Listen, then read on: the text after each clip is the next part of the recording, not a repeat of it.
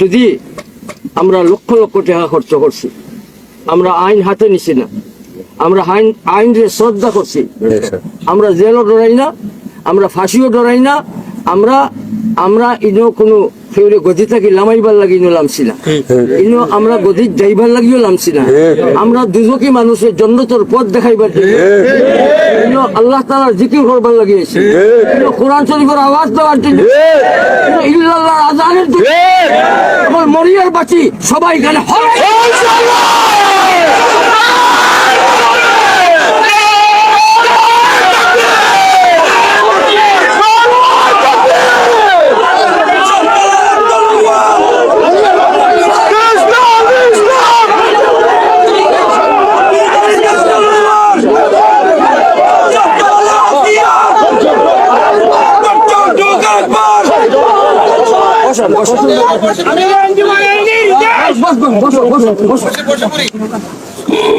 মরিয়ার বাঁচি আমি যদি মরি আমার লাশ বরুণাত পাঠাইবেন, আমরা হবো ইনশাআল্লাহ, আমরা হবো ইনশাআল্লাহ, আমরা হবো ইনশাআল্লাহ।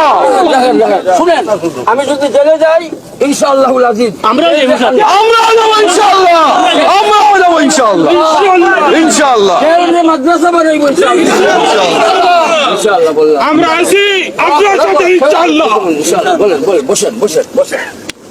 জেল রে খানকা বানাইবো, জেল জেল থাকবে না ইনশাআল্লাহ, ইনশাআল্লাহ, জেল রে জিকিরের ঘর বানাইবো ইনশাআল্লাহ। আর যদি আমি জেলে যাই আমার সাথে সবাই জিতবে ইনশাআল্লাহ, ইনশাআল্লাহ, ইনশাআল্লাহ। তবে কত হইলো আমরা এটা স্পষ্ট ভাষায় বলি, আইন আমরা হাতে নেই, আইন আমরা খুব শ্রদ্ধা করি, যার কারণে বহু টাকা খরচ হয়েছে, লক্ষ লক্ষ টাকা খরচ হয়েছে আপনার আলিয়া মাঠে করার জন্য।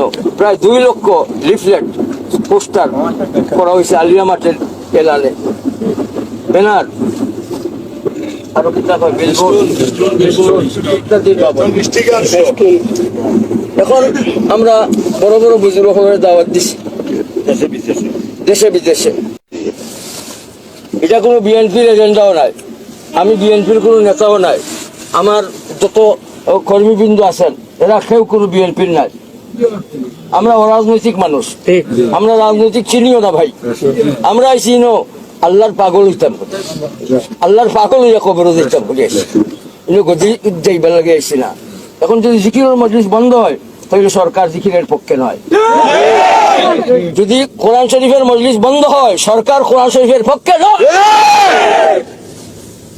এখন সরকার যদি কোরআন শরীফের পক্ষে থাকেন, দ্বীনের পক্ষে থাকেন, এই দ্বীনি জলসা করার জন্য সরকারের কাছে আমাদের বিনীত নিবেদন।